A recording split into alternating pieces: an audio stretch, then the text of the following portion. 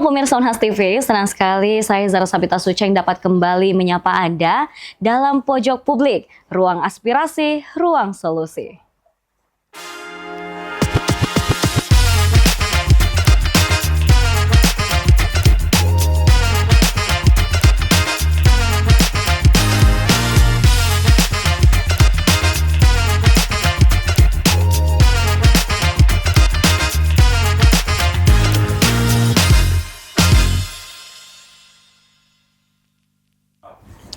Pemirsa, saat ini stunting masih menjadi tantangan bukan hanya pada kesehatan anak, tetapi juga berfokus pada bagaimana kemudian kualitas sumber daya manusia dan arah pembangunan ke depannya.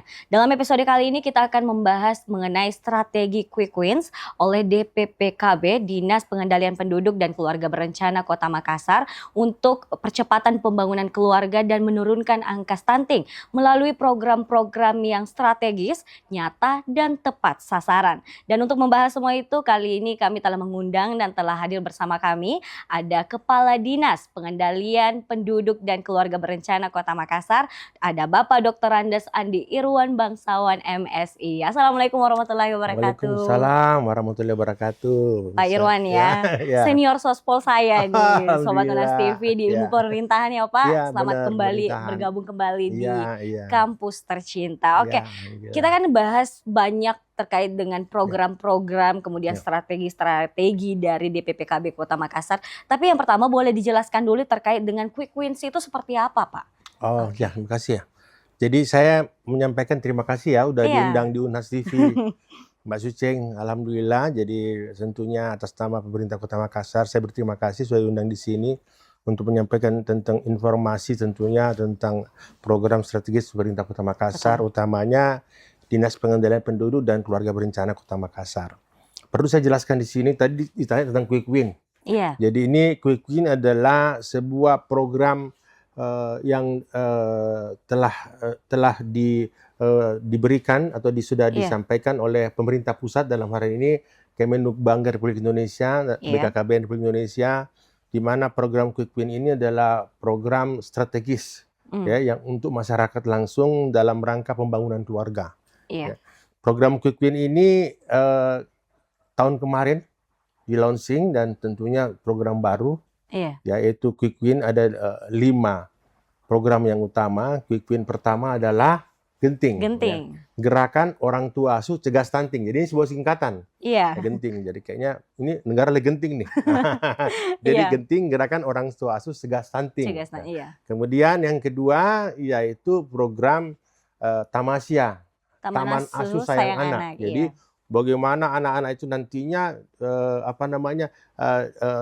bukan saja anak-anak usia sekolah yang diperhatikan, tapi anak-anak yang baru lahir dan masih bayi dan di bawah 5 tahun, ya harus diberikan edukasi dan perhatian ini. Yang ketiga adalah GATE, Gerakan Ayah Teladan Indonesia, bahwa membangun karakter anak tidak hanya tanggung jawab ibu. Betul. Biasanya kan begitu. Rata-rata ibu-ibu sedikit. Sekarang dirubah. Mindset kita bahwa sosok ayah itu harus hadir dalam kehidupan sebuah rumah tangga terhadap anaknya. Bukan saja ayah mencari nafkah dan penghasilan bagi kehidupan keluarga, tapi dia harus membina dan membangun karakter anaknya. 26% di Indonesia anak-anak ini kehilangan sosok ayah. Nah, ini yang kita harus bangun. Yang keempat, Super EA Apps, jadi super aplikasi ya tentang keluarga Indonesia. Ini akan ada sebuah aplikasi dan itu tentunya masih dalam proses oleh pemerintah pusat. Yang kelima ini adalah lansia berdaya, lanjut usia berdaya, bahwa lansia ini ya umur 60 tahun, Mbak. Jadi 60 tahun ini kita harus bangun juga karena dia bagian daripada keluarga besar Indonesia, keluarga besar. Jadi harus diberikan juga pemahaman bahwa seorang lanjut usia ini atau 60 tahun ke atas ini dia harus mempunyai kemampuan untuk bisa bertahan hidup juga. Nah itu nih. Nah ini 5 itu. Oke, jadi untuk Quick Wins ini ada 5 program 5 utama ya program Pak. utama, Yang ya. pertama terkait bagaimana kemudian pencegahan stunting Iya, itu, iya, Taman Asuh Sayang Anak, iya, kemudian Gerakan Ayah Teladan iya, Indonesia, betul. bagaimana kemudian banyak anak-anak di Indonesia yang Iya, merasa kehilangan peran dari iya, sosok betul, ayah betul, itu, iya. kemudian Super App Keluarga Indonesia yang Iya, masih diurus oleh pemerintah pusat ya iya, ini Pak? masih dibuatkan Oke, itu, dan ya. terakhir ada lansia berdaya. Iya, Kita akan bahas semua ini Pak, tapi kita satu-satu dulu ya. boleh, Pertama boleh. yang stunting nih Pak. Kalau di Makassar sendiri ini kan angkanya sudah saat ini ada 22% Iya, anak-anak yang iya, mengalami stunting ya. iya. Tantangan terbesar di stunting di Makassar itu seperti apa, Pak? Ya, jadi gini Mbak, Hmm. sekarang kondisi stunting di Kota Makassar ini tahun kemarin kita di angka 25,6%. Hmm. Jadi turun kurang lebih 2,7%. Jadi Iya. angka 22,9%. Iya. Itu melalui data SSGI yang dibangun oleh oleh pemerintah pusat. Iya. Nah, kemudian dari angka stunting ini kalau secara jumlahnya kita Iya. data melalui data EPPGM kami itu berjumlah kurang lebih 3.020. 3.020. Nah, ini kita ada. Nah, inilah yang kita sasar dia. Tapi ada juga yang namanya risiko stunting. Hmm. Ada sekitar 10.000 orang yang risiko stunting di Kota Makassar ini yang harus kita sasar. Nah, persoalannya sekarang yang jadi stunting ini, saya menganggap bahwa dari awal kita mengatakan bahwa untuk stunting ini harus kehadiran seluruh pihak. Iya. Ya, bukan saja pemerintah.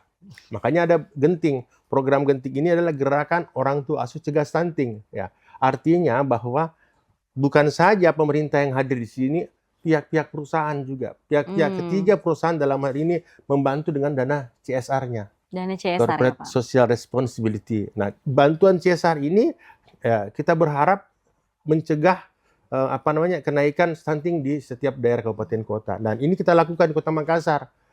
Tahun kemarin kita ada sekitar hampir 2-3 miliar bantuan dari CSR ini terhadap pencegahan stunting. Jadi bantuan banyak dari perusahaan-perusahaan kita di Kota Makassar ini. Nah, tapi itu sudah berjalan. Nah, begitu. Ya. Oke, jadi memang bukan hanya tugas pemerintah ya, Pak? Bukan hanya tugas pemerintah. Tapi banyak kemudian pihak-pihak juga yang ikut terlibat untuk mencegah kenaikan stunting itu bersama. Iya, betul.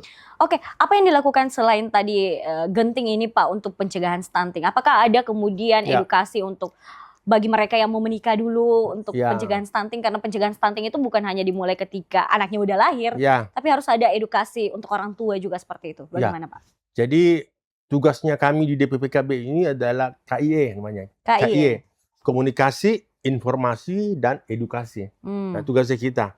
Jadi salah satu edukasi ini tadi kita bilang adalah Catin.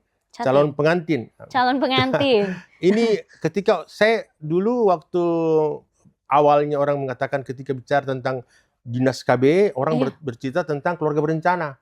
Alat kontrasepsi lah yang dibahas dan ini ternyata bukan. Lebih dari itu ya, Pak? Lebih dari itu. Membangun sebuah keluarga ini harus komprehensif ditangani, tidak boleh ditangani separuh-separuh. Nah, awalnya makanya kenapa kita harus punya tanggung jawab juga terhadap perhatian terhadap Catin calon pengantin. Kenapa? Itulah mulai dari awal sebuah kehidupan keluarga yang sehat. Jadi mereka diberikan edukasi. Ya, kami kerjasama dengan pihak imam kelurahan, kantor urusan agama, KUA kecamatan. Ya, kita kumpulkan Catin ataukah kalau memang ada hanya satu pasang, kita berikan edukasi tentang bagaimana hidup sehat. Apakah yang bersangkutan misalnya, mohon maaf ya, misalnya tidak merokok. Kalau merokok diajarkan, kalau Anda merokok, hati-hati untuk anak bayinya dan sebagainya. Nah itu. Nah kemudian diajarkan juga bagaimana tentang kesehatan, misalnya mau menjelang kehamilan dan sebagainya. Ini semua menjadi tanggung jawab kita semua. Jadi kita berikan itu dari awal. Oke, menarik ya. Dan itu ada sertifikatnya loh. Jadi kalau mau menikah itu ada sertifikatnya, kita tanda tangan di situ bahwa ini sudah bisa layak untuk menikah. Ada memang persyaratan khususnya juga, Pak. Itu pemerintah berikan di situ. Oke, menarik yang disampaikan oleh Pak Irwan tadi mengenai bagaimana sebenarnya tugas dari DPPKB ini bukan hanya membentuk keluarga berencana itu saja, tapi bagaimana kemudian memastikan setiap keluarga itu bisa harmonis juga ya Pak, anak-anaknya juga bisa sejahtera dan lain sebagainya. Benar. Oke, saya lihat juga ada bimbingan perkawinan melalui aplikasi LC-Mil. Oh iya, LC-Mil itu adalah evaluasi tentang perkawinan bagi catin-catin. Siap nikah dan siap, Siap hamil. nikah, Iya. apa siap nikah, siap hamil. Hmm. Apakah kesehatannya yang bersangkutan, bukan aja perempuannya yang harus sehat. Iya. Untuk menghasilkan anak yang cerdas dan sehat itu bukan hanya dari ibunya. Dari awalnya bapak-bapak juga harus sehat gitu. Misalnya merokok, jangan merokok dulu Iya. sebelum melakukan itu kan semuanya. Nah, itu ada prosesnya, ada waktu dan sebagainya. Jadi itu kita kerjasama dengan pihak puskesmas. Iya. Puskesmas, pihak dari tadi saya ulang kembali KUA, Iya. dan kita lakukan itu. Nah, LC Meal itu jadi itu ada sertifikatnya juga. Yang tadi mereka yang bersangkutan sudah melakukan ini. Nah, begitu. Oke. Ya itu. Jadi anak sehat itu lahir dan hidup dari orang tua yang sehat juga ya, Pak? Iya, Bukan hanya betul. pada ibu, Ya, tapi juga pada... bukan kesehatan badannya, tapi Iya. pikirannya juga. Iya, betul. Nah, kita harus begitu. Ya. Nah, itu tugas-tugas kita semua. Oke. Nah, bagaimana kemudian, ini kan udah melakukan penyuluhan juga ya kepada calon-calon pengantin itu. Bagaimana kemudian respon para pengantin ini terhadap bimbingan perkawinan dan juga LC Meal itu, Pak?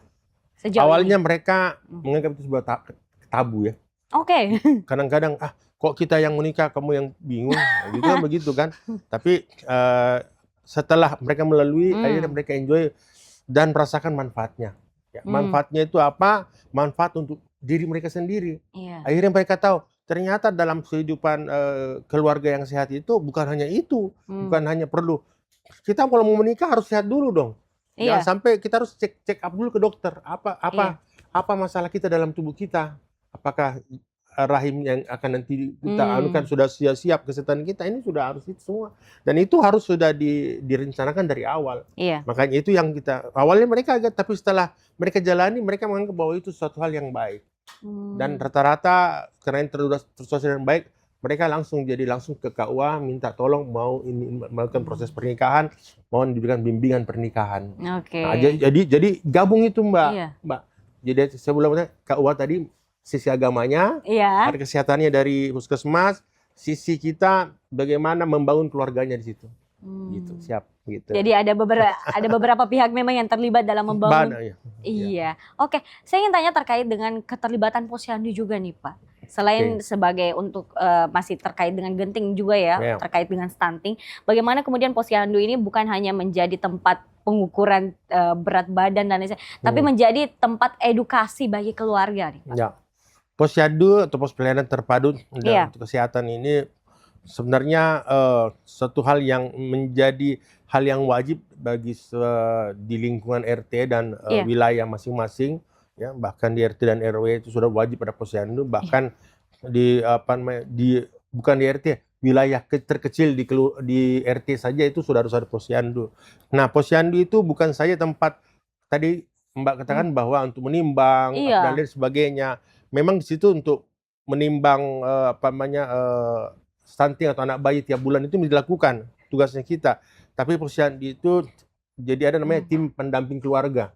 Tim pendamping keluarga ini yang mendampingi keluarga, yang memberikan informasi, yang keterlibatannya bukan hanya di DPPKB. Sekali lagi kita berkoordinasi dengan dinas kesehatan di situ Posyandu. Kemudian dinas pengendalian pemberdayaan perempuan dan perlindungan anak. Jadi itu Posyandu itu. Jadi itu adalah beberapa SKPD yang tergabung di situ dan ikut membina keluarga di situ. Gitu. Oke. Untuk tahun 2026 kan tadi sudah di-mention ada penurunan dari 25,6 menjadi 22,9% untuk angka stunting di Kota Makassar. Secara personal target Bapak berapa sih sebenarnya untuk stunting di Kota Makassar? Kalau melihat turun di Sulawesi Selatan itu turun bagus lah. Tapi saya belum puas, masih tinggi. Saya menganggap bahwa target kita harus ada di angka 10% ya, 10% ke atas lah, enggak lebih dari 15 lah. Jadi makanya perlu crash program, ya, program yang cepat, strategis dan terarah. Oleh sebab itu kita tidak mengandalkan hanya genting gerakan CSR. Pemerintah kota harus mengandalkan kemampuan sendiri juga. Ya, seperti apa? Jadi kemarin saya sudah menyarankan, karena kita hanya KIE saja, kami tidak bisa memberikan makanan edukasi, hanya edukasi saja. Jadi dinas kesehatan memberikan makanan kepada anak-anak stunting. Nah ini, Jadi anak-anak stunting ini diberikan makanan 3-6 bulan. Iya. Untuk bagaimana anak-anak bisa keluar dari stunting ini, ya tentunya harus dikasih makan memang yang bergizi. Namanya pemberian makanan tambahan. Nah, itu yang pertama. Dan itu sudah dianggarkan untuk tahun ini. Iya. Untuk pertama kalinya loh saya menyampaikan itu, dan pemerintah kota menganggarkan untuk itu. Kasih makan mereka, jangan kita mengharap CSR aja. Kalau CSR sampai berapa sih kemampuannya? Nggak mungkin mengcover 3.000 orang, nggak mungkin lah. Makanya kita bilang gitu. Alhamdulillah itu diterima dari Bapeda. Bapak Wali Kota mengapresiasi. Nah, yang kedua, yang paling penting ini tadi apalagi yang penting juga bagaimana memberikan edukasi, tugas kami. Ya. Jadi ibu-ibu, jadi tiap bulan itu ibu-ibu itu didampingi memberikan edukasi. Nah, persoalannya sekarang kehidupannya mereka yang ekonominya rata-rata 90% itu ekonominya di bawah rata-rata. Ya. Di bawah, kemudian akhirnya makanya yang penting apa? Makanya kita harus membangun apa? Pemberdayaan masyarakatnya lagi. Mereka harus punya usaha. Jangan bergantung kepada pemerintah saja. Mereka ketika sudah bikin makanan, mereka harus punya usaha. Iya. Nah, terlibatlah situ dinas perdagangan, dinas koperasi. Jadi komprehensif. Makanya kita membentuk namanya tim pengendali percepatan penurunan stunting Kota Makassar. Ada tim khusus ya, Pak? Ada, ya. Tim itu diketuai oleh Ibu Wakil Wali Kota Makassar. Kemudian kebetulan sekretariatnya ada di DPPKB. Kendali operasinya ada Dinas Kesehatan, Dinas Perdagangan, Pemberdayaan Perempuan, Perlindungan Anak. Jadi itu semua. Jadi kita bersatu semua. Dan kita melakukan tiap bulan rapat koordinasi untuk itu. Nah, ini kita lakukan. Jadi selain itu kita harus juga kita kasih makan anak-anak stunting, jadi kehidupannya kita perbaiki. Misalnya jambannya diperbaiki dan lain sebagainya. Tugas-tugas dinas PU dan lain sebagainya. Gitu. Jadi memang cukup kompleks ya, Pak? Kompleks sekali. Terkait dengan membahas stunting itu bukan kasih makan anak aja. Iya. Anak bayi bukan, tapi harus dari akarnya memang. Dari akarnya, mulai dari calon pengantinnya dan lain sebagainya. Nah, jadi ini tanggung jawab ini harus menjadi tanggung jawab semua. Demikian, ya. Stunting itu adalah tanggung jawab kita semua ya, siap, masyarakat Kota Makassar. Mbak, Oke, selanjutnya kita akan bahas terkait dengan program dari Quick Wins yang lain yang tadi sempat disebutkan selain Genting. Tapi kita akan bahas hal tersebut setelah jeda iklan berikut. Tetaplah bersama kami.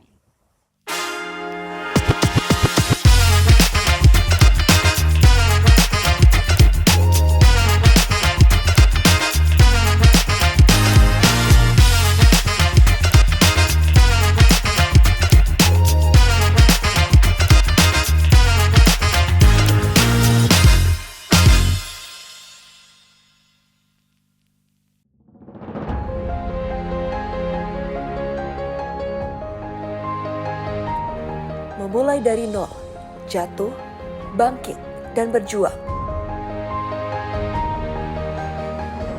Sosok, figur, dan pemikirannya kami hadirkan untuk Anda. Saksikan Figur hanya di Nas TV. Perjalanan yang tak hanya menginspirasi, tapi juga menggerakkan.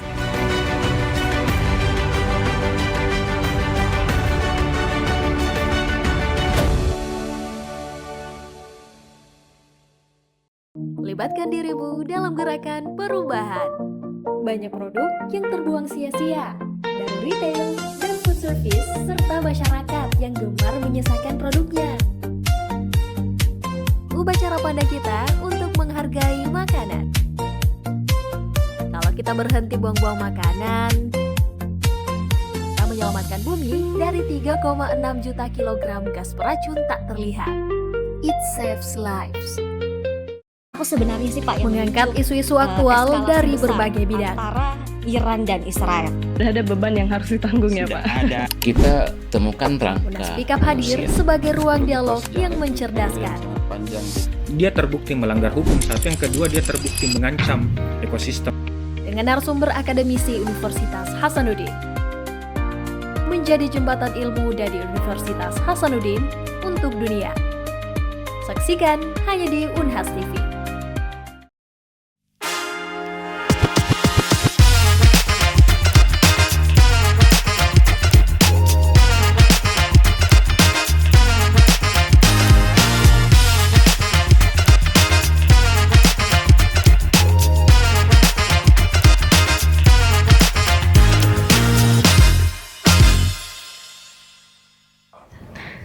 Baik pemirsa, terima kasih masih membersamai kami dalam Pojok Publik bersama dengan Pak Irwan Bangsawan. Siap. Nah, saya ingin tanya terkait anak stunting ini kan sangat berkaitan dengan gizi mereka nih Pak. Ya. Bagaimana kemudian peranan MBG terkait dengan pencegahan stunting itu sendiri? Oke.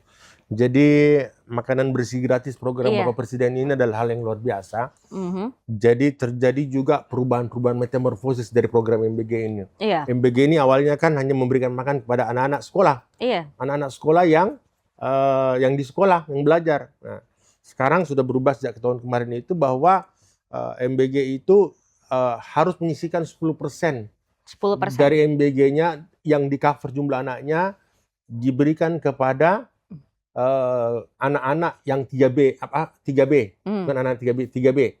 Pertama adalah balita, bayi di bawah 5 tahun yang belum sekolah kan? Iya. Ya, yang kedua adalah ibu hamil dan yang ketiga ibu menyusui. Nah, ini semua keterkaitannya kuat dalam menghadapi untuk menekan angka stunting. Hmm. Ya, ibu menyusui. Jadi mereka kan harus sejak awal sudah Iya. harus diberikan vitamin dan Betul. yang kedua ibu hamil juga begitu.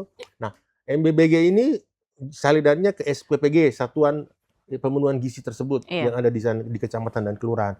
Nah, rata-rata 10%, kurang lebih sekitar 200-an lebih. Hmm. Jadi mereka. Jadi kami dan Dinas KB ini memberikan data. Hmm. Memberikan data kepada mereka. Datanya adalah data anak stunting, ibu hamil dan Ibu ibu menyusui 3B tersebut. Nah, sudah itu mereka tiap hari memberikan makan kepada yang bersangkutan. Nah, Oke. sampai 6 bulan, 3 sampai 6 bulan. Kalau itu lalu dipindahkan lagi ke tempat lain kalau sudah stunting. Hmm. Nah, itu antara lain anak stunting yang kita cover di situ. Nah, ini sangat membantu. Sangat membantu. Kalau sekitar kami ada di Makassar sekitar SPPG-nya ada sekitar 70-an kali 200 kan 14.000 udah lumayan Iya. selesai stunting itu. Hmm. Tidak akan ada lagi. Jadi program ini luar biasa, sangat memberikan manfaat yang baik terhadap perkembangan dan pertumbuhan anak. Yaitu jadi pemerintah tidak hanya memperhatikan yang anak sekolah aja, nggak ada, tapi diperhatikan juga anak-anak yang belum sekolah bagaimana, ibu-ibunya juga. Nah, begitu. Nah, ini dan kami kebetulan diberikan untuk bukan kewenangan ya, tugas untuk berkoordinasi dengan SPPG itu oleh Bapak Menteri. Begitu.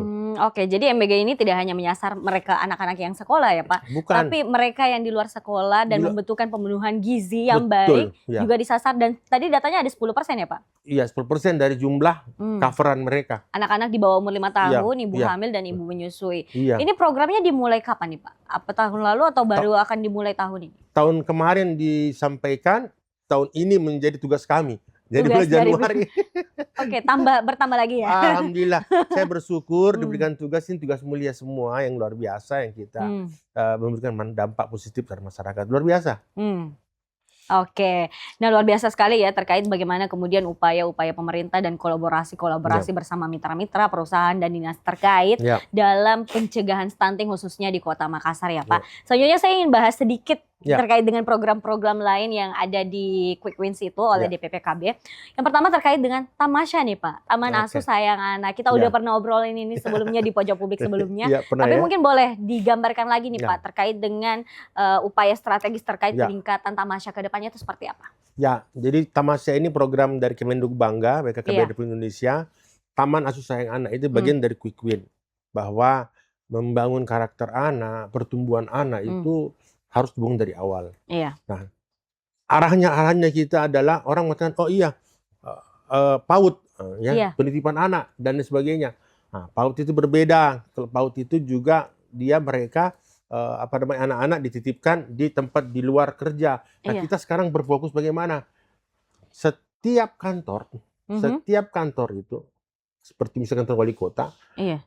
dia wajibkan harus mempunyai tempat penitipan anak atau tamasya itu atau tempat jadi ketika ibunya lagi bekerja, mama orang tuanya lagi bekerja, beraktivitas kerja, anaknya dititipkan di situ. Aman ya. Aman. Nah, ini sudah di launching Ibu Sekda kemarin tahun akhir Desember ya, dan akan beroperasi di awal bulan Februari nanti ini Taman Asuh Sayang Anak. Jadi kan biasa kita lihat di kantor-kantor itu mamanya asik bekerja, anaknya menangis. Iya. Nah, akhirnya menjadi Anaknya tempat keliling. keliling mengganggu dan sebagainya. Maksudnya ini anak-anak sudah butuh, dia punya hak untuk Iya. bermain, Betul. untuk untuk bergembira. Jadi kita siapkan tempat di kantor wali kota, tempat satu. Hadirlah tamasya ya Pak. Tamasya itu di Taman situ. Asuh Sayang Ya, Anak, tempat untuk menitipkan anak ketika ibunya atau bapaknya sedang Iya, bekerja. benar, ya. Jadi mereka merasa aman, oh anak saya ada di Iya. tamasya lagi bermain dan Iya. belajar. Dan Luar biasa. juga ada bantuan-bantuan CSR tadi yang sampaikan tadi, Iya. beberapa perusahaan-perusahaan besar Betul. yang melakukan itu, mereka memberikan bantuan kepada PAUD itu. Dan Iya. itu menjadi kewajiban mereka memperhatikan terhadap program-program ini. Jadi sudah jadi alhamdulillah ini saling berangkulan lah. Iya. Jadi sekarang orang tua, bapak ibu bisa bekerja dengan lebih tenang lagi ya. Tenang Kalau lagi. misalnya Ya. udah ada anak-anaknya, karena sekarang sudah ada Taman Asuh Sayang Anak. Iya. Nah, kita ke program selanjutnya nih Pak. Ini kan ada Gerakan Ayah Teladan Indonesia. Oke. Lahir dari misalnya lahir dari data 26% penduduk Indonesia yang kehilangan sosok ayah. Ya. Ini. Mungkin boleh dijelaskan Ya. terkait dengan apa yang dilakukan untuk Gerakan Ayah Teladan Indonesia Iya, ini? GATE, Gerakan Ayah Teladan Indonesia. Program ini sebenarnya hadir setelah kita meluncurkan beberapa program. Mhm, Ternyata setelah hasil evaluasi 26% mhm. anak-anak di Indonesia itu kehilangan sosok ayah, apakah ibunya adalah single parent dan lain sebagainya, ataukah ayahnya yang memang hadir tapi mohon maaf ya hadir di dunia ini barangkali kemudian tidak diperhatikan oleh keluarganya, ya. Jadi kita harus perhatikan itu. Nah, Gerakan Ayah Teladan Indonesia yang kita lakukan adalah seorang ayah harus hadir dalam perkembangan dan pembinaan anak. Ya, 90%, 80% lah. Itu ayah itu ketahuinya bekerja aja. Iya, fokus cari duit aja ya. Cari duit. Dan saya kan cari duit. Mamamu yang asuh dan akhirnya mereka kehilangan sosok kebanggaan. Tanyakan saya kepada anak-anak. Ketika saya bilang, siapa kebanggaanmu? Jarang bilang anaknya, pasti bapak, ayahku lah, bapakku lah.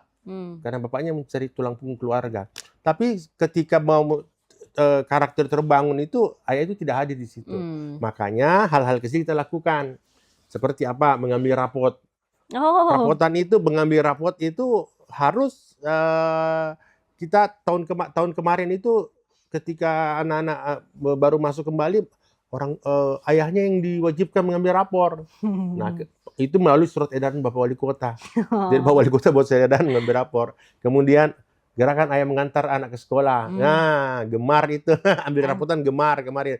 Gerakan Ayah. Jadi ayah ini juga ketika hari pertama sekolah, mereka diwajibkan untuk mengantar anaknya ke sekolah. Ayah mengantar. Jadi pasti anak-anak kaget, tiba-tiba bapakku yang ngantar semua. Jadi bapak-bapak yang ramai itu di sekolah. Nah, tapi ini sampai SD SMP lah. Kalau misalnya SMA barangkali agak fleksibel karena mereka sudah dewasa. Betul. Yang perlu kita di SD SMP di sini pengembangan karakternya. Nah, ini yang dilakukan. Jadi orang tuanya hadir di sana. Jadi kemudian kita apa kewenangan dari pemerintah kota? Jadi memberikan waktu kerja mereka ayahnya. Jadi tidak jam 7:30 masuk kantor karena dia mau antar anak sekolah ke jam 8. Tapi tidak tiap hari. Kalau tiap hari mah kacau juga kantornya ya. Nah, itulah hal-hal yang kita lakukan begitu. Jadi memang lahir dari banyak ayah yang sibuk mencari nafkah. Betul. Jadi memang proses pembentukan karakter itu hanya dilakukan oleh ibu. Banyak anak-anak yang kehilangan itu, makanya hadir kemudian Gerakan Ayah Teladan Indonesia. Ada yang lucu, Mbak. Sini. Saya kemarin ke Kelurahan Barombong. Barombong itu kan nelayan semua. Iya. 60%, 70% itu masyarakatnya nelayan. Betul. Ya, nelayan. Jadi saya kumpulkan, kami kumpulkan orang tua yang nelayan itu. Tentang kita jelaskan tentang GATI, Gerakan Ayah Teladan. Kan dia pergi nelayan itu pergi pagi, pulangnya sore. Iya. Nggak sempat ketemu anaknya. Kadang juga nanti 2 minggu baru kembali. Mereka nelayan kan semua itu. Nah, itu kita kasih pemahaman bahwa selain itu ketika Anda di rumah, quality time buat anak itu menjadi hal yang penting. Akhirnya mereka agak bingung-bingung bagaimana caranya. Quality time yang kan menggendong anak, menjaga anak, itu yang jadi penting. Memberikan perhatian pada dan mereka anaknya. lakukan itu. Ini yang penting, kehadiran sosok ayah. Ya. Saya jadi penasaran kalau saya lihat sosial medianya Bapak Irwan Bangsawan ini cukup ayah able banget Wis, ya. alhamdulillah. Mungkin boleh diberikan tips ya atau mungkin saran kepada ayah-ayah di luar sana bagaimana kemudian bisa hadir dengan baik di kehidupan anak-anak walaupun kalian sibuk bekerja begitu. Begini, saya ini Hmm, seorang ASN. iya. Kebetulan saya kepala dinas kan. Pasalnya lumayan lah sibuk lah. Iya. Ya. Tapi saya selalu sempatkan ketika hari libur, hari Minggu, Sabtu Minggu itu menjadi waktu untuk keluarga. Oh. Kalaupun tidak, saya jemput anak saya di sekolah, ya, pulang sekolah. Jadi Hmm. kalau pulang sekolah, biasanya dalam seminggu itu pasti 2 kali minimal saya yang jemput anak, atau 1 kali atau 2 kali saya akan jemput dia. Kenapa? Saya langsung jemput, nggak ada ibunya. Hmm. Saya langsung jemput, di mobil itu pasti dia diskusi, bicara tentang Pak, sekolah saya begini Pak, begitu. Iya. Dan itu terjadi, saya alami. Diskusi tentang itu. Akhirnya karakter seorang ayah itu pasti akan tersampaikan ke anaknya kita. Nah ini ya mohon maaf ya. Jadi anak saya itu jiwa leadershipnya tinggi sekali, itu Gisa itu, mohon maaf cerita anak nggak bangga banget dan apa-apa. Nama itu. Nah dia bangga sekarang. Dia sekarang menjadi calon ketua OSIS. Dia bangga, dia mau jadi leader, pemimpin juga. Karena apa? Kita sudah tanamkan ke itu. Padahal bukan maunya saya, maunya dia sendiri. Nah, itu yang kita bang. Itu aja untuk saya. Oke, panjang jadi lagi walaupun sibuk dengan segala tugas dinas, Harus. ngurus keluarga orang lain, tidak lupa juga mengurus keluarga sendiri ya. Harusnya. Jadi saya makanya jadi media sosial itu menjadi bahan saya untuk berkomunikasi dengan dunia Iya. dan berkomunikasi dengan keluarga. Oke, luar biasa sekali ya Sobat Unas TV. Ini masih ada super app Keluarga Indonesia dan Lansia Berdaya, kita akan bahas di lain waktu ya Pak. Sebagai penutup untuk diskusi kita kali ini boleh disampaikan pesan-pesannya kepada keluarga muda, calon pengantin dan masyarakat terkait dengan bersama-sama mewujudkan generasi emas ke depannya Pak. Ya. Terima kasih bahwa kita semua ini adalah anak-anak bangsa dan adik-adik sekalian, adik-adik yang muda-muda semua ini saya menganggap adalah penerus perjuangan kita. Tugas kita membangun keluarga bukan hanya tugas pemerintah, tapi tugas-tugas adik-adik semua, ya. Catin-catin calon pengantin itu, apa yang kami berikan edukasi itu adalah suatu hal yang perlu dipahami dan tentu dilaksanakan nantinya. Sehubungan dengan gerakan orang tua asuh cegah stunting, kami juga berharap bahwa seluruh teman-teman ya, pihak-pihak perusahaan, teman-teman lain, tolong ikut membantu pemerintah Kota Makassar. Memang sangat banyak bantuan dari CSR yang ada di Kota Makassar ini. Tapi yang kami harapkan apa? Bantuan langsung. Kami tidak mengharapkan bantuan pendanaan, tapi bantuan memberikan makan anak-anak kita yang stunting yang jumlahnya 3.022 orang. Bayangin 3.022 orang yang harus kita melepaskan mereka dari stunting tersebut. Kami mengharapkan bantuan dari teman-teman CSR atau perusahaan-perusahaan di seluruh wilayah Kota Makassar ini. Itu aja barangkali ya. Oke, baik. Pesan Terima kasih sponsor, banyak Pak Irwan Bangsawan atas closing statement-nya. Dan terima kasih juga atas diskusinya terkait dengan quick wins dari DPPKB Kota Makassar. Semoga seluruh program dapat berjalan dengan baik ya dan tepat sasaran khususnya. Terima kasih Mbak. Oke, nah baik pemirsa, bahwa generasi emas yang sehat dan cerdas sebenarnya dimulai dari langkah kecil kita hari ini. Sekali lagi kami ucapkan terima kasih banyak kepada Pak Irwan Bangsawan atas waktu dan kesempatannya untuk berbincang bersama. Dan untuk itu pemirsa, saya Zara Sabita Sucem pamit undur diri dan sampai jumpa di episode Pojok Publik berikutnya. Ruang aspirasi, ruang solusi.